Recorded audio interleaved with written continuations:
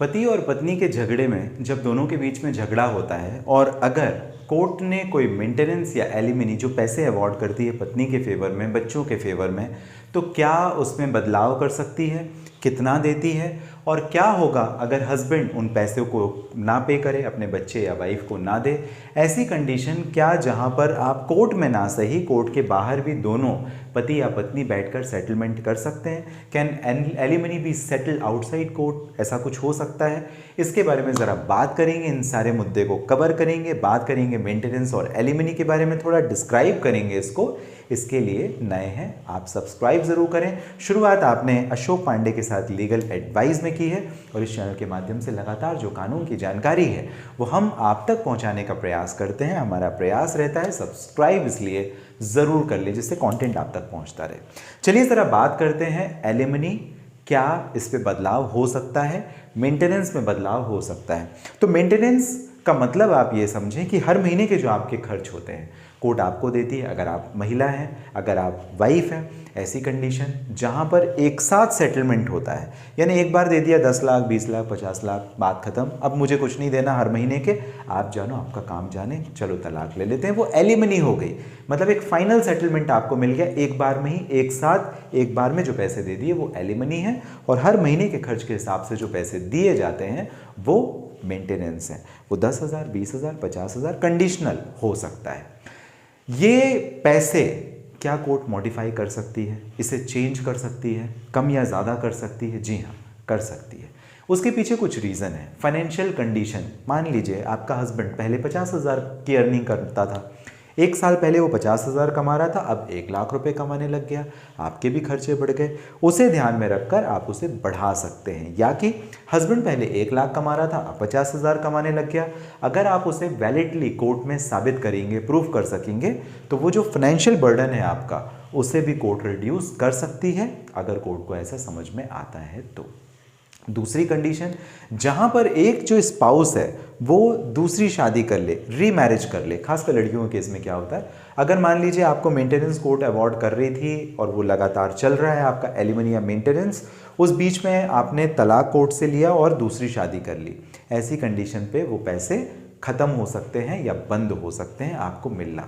तो रीमैरिज में अब जिसके साथ में आप हैं, जिस स्पाउस के साथ में, उसकी रिस्पॉन्सिबिलिटी हो जाती है और आपका ये जो पैसा है वो खत्म हो सकता है।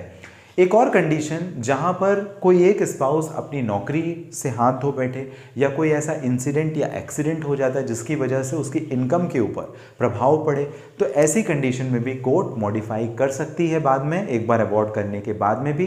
जैसे फॉर एग्जांपल एक्सीडेंट हो गया, पैर टूट गए, या आपकी नौकरी ही चली गई, या वो कंपनी ही बंद हो गई जिस पे आप जॉब, तो ये सारी जो कंडीशन होती है ना, वहाँ पे कोर्ट चाहे तो मॉडिफाई कर सकती है आपका मेंटेनेंस या एलिमनी।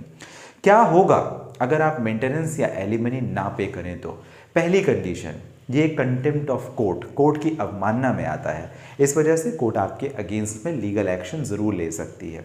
दूसरी कंडीशन, आप क्योंकि यहाँ पे डिफॉल्टर हो गए, आपने डिफॉल्ट किया कोर्ट के आदेश के बाद में, आपने मेंटेनेंस या एलिमनी ओपोनेंट को, अपोजिट पार्टी को, चाहे वो वाइफ है या कोई, आप उसे पे नहीं कर रहे, बच्चों को पे नहीं कर रहे, ऐसी कंडीशन पे आपकी जो प्रॉपर्टी है, जो एसेट्स हैं, कोर्ट उसे अटैच करने के ऑर्डर दे सकती है, वो प्रॉपर्टी डिफॉल्ट में अटैच हो सकती है। या मान लीजिए आपकी सैलरी आती है, आप गवर्नमेंट एम्प्लॉय है या प्राइवेट एम्प्लॉय है, ऐसी कंडीशन पे कोर्ट आपकी सैलरी अटैच करने के ऑर्डर भी दे सकती है। ये दूसरी बात हो गई। तीसरी बात, जहां पर आप डिफॉल्टर है तो आपको इम्प्रिजनमेंट यानी जेल भी जाना पड़ सकता है। ये तीनों कंडीशन ही इंपॉर्टेंट हैं अगर आप मेंटेनेंस अपनी वाइफ को या बच्चों को नहीं देते जब कोर्ट ने मेंटेनेंस या एलिमनी अवॉर्ड कर दी। पहला कंटेम्प्ट पिटीशन ये कहलाएगा, दूसरा क्योंकि आप डिफॉल्टर है, आपकी सैलरी, आपकी प्रॉपर्टी, आपके एसेट्स को कोर्ट अटैच कर सकती है, और तीसरा क्योंकि आप डिफॉल्टर है, कोर्ट आपको इम्प्रिजनमेंट या सजा भी दे सकती है, जेल भी भेज सकती है।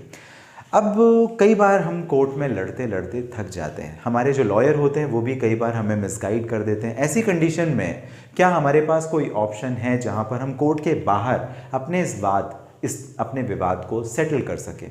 जी हाँ, डेफिनेटली कभी भी किसी भी स्थिति में अगर आप दोनों चाहें तो म्यूचुअल सेटलमेंट कर सकते हैं, कोई एग्रीमेंट बना सकते हैं जिसे मेमोरेंडम ऑफ अंडरस्टैंडिंग या कंसेंट टर्म बना कहते हैं। तलाक लेना है तो भी, तलाक नहीं लेना है तो भी, बच्चों की वजह से, कोई भी कारण हो सकते हैं, लेकिन आप एलिमनी या मेंटेनेंस से रिलेटेड जो आपका विवाद है कोर्ट के बाहर भी, आउटसाइड सेटलमेंट भी कर सकते हैं। फॉर एग्जाम्पल आपका विवाद चल रहा था, अब हस्बैंड सोचता है यार मैं कोर्ट 20-30 हज़ार अवॉर्ड कर देगी, बेटर है वाइफ को बुलाते हैं, कॉफ़ी में बैठते हैं, आपस में बात करके 20 हज़ार में सेटल कर लेंगे, मेरे 10 हज़ार बच जाते हैं। या वाइफ सोचती है यार लड़ने में बहुत ज़्यादा टाइम लग जाएगा, चलो हम लोग आपस में बैठ करके ही सेटल कर लें। तो ये जो कंडीशन है आपने कोर्ट के बाहर सेटल कर लिया, इसे आप म्यूचुअल सेटलमेंट भी बोल सकते हैं, कोर्ट उसे मानती है। तो ये आपका फाइनेंशियल स्टेटस और फाइनेंशियल सिक्योरिटी के लिए मेंटेनेंस और एलिमनी काफ़ी इंपॉर्टेंट होता है। आपको जानकारी कैसी लगी मुझे ज़रूर कमेंट बॉक्स में मेंशन कीजिएगा। कोई अगर आपके प्रश्न है मेंटेनेंस या एलिमनी को लेकर के तो आप मुझे ज़रूर बात कर सकते हैं। इस वीडियो के डिस्क्रिप्शन में डिटेल है, लिंक है, जहां से आपकी बात हो जाएगी। हमारी वेबसाइट है legalsathi.com, जहां से आप अपॉइंटमेंट बुक करके बात कर सकेंगे और आपके जो प्रश्न है वो लीगल प्रॉब्लम से संबंधित, फैमिली लॉ से संबंधित या कुछ और हैं, आप मुझे ज़रूर बात कर सकेंगे। आपका जो कीमती, महत्वपूर्ण, हमेशा आपका समय मिलता है मुझे, इसके लिए आप सभी का विशेष तौर पे धन्यवाद।